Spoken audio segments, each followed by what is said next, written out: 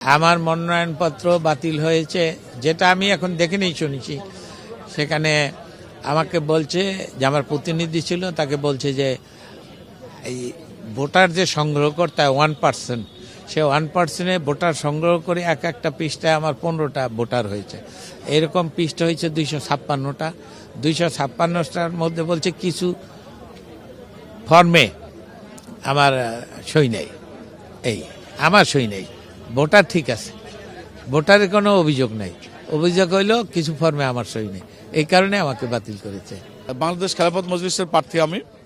তো আমার মনোনয়নপত্র বাতিল হয়েছে যে ফর্ম 20 এবং 21 এটা পূরণ ছিল না, স্বাক্ষরও ছিল না, কারণ আমার যে লয়ার ছিল, তার দায়িত্বে ছিল, উনি আসলে এটা মিস্টেক করেছেন।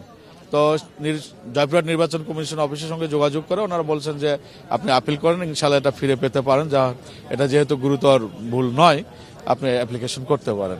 সেই কারণে আমরা আপিল করার জন্য এসেছি। প্রস্তাবকারী এবং সমর্থনকারীর যেই স্বাক্ষরের জায়গা থাকে, ওই জায়গায় প্রার্থীর স্বাক্ষর ভুলে হয়ে গেছে, সেই জন্য আমাদের মনোনয়নটা বাতিল করা হয়েছে। ওইটার আপিল করার জন্য আজকে মূলত এখানে আসা।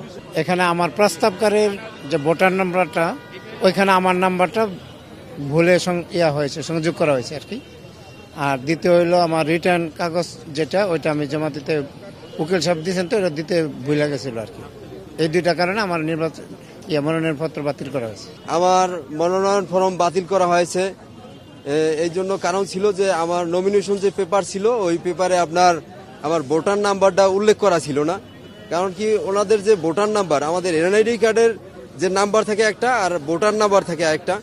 এনআইডি কার্ডের নাম্বারটা তো আমরা ওই টাইমে পূরণ করতে পারতাম, কিন্তু ভোটার নাম্বারটা আমাদের বের করতে অনেক সমস্যা হয়ে গেছে, এবং লাস্ট মুহূর্তে তাড়াহুড়ো করার জন্য আমরা ভোটার নাম্বার যুক্ত করতে পারি নাই। এই জন্য আমাদের ভুল হয়েছে, এই জন্য আমার নমিনেশন পেপার বাতিল করেছে।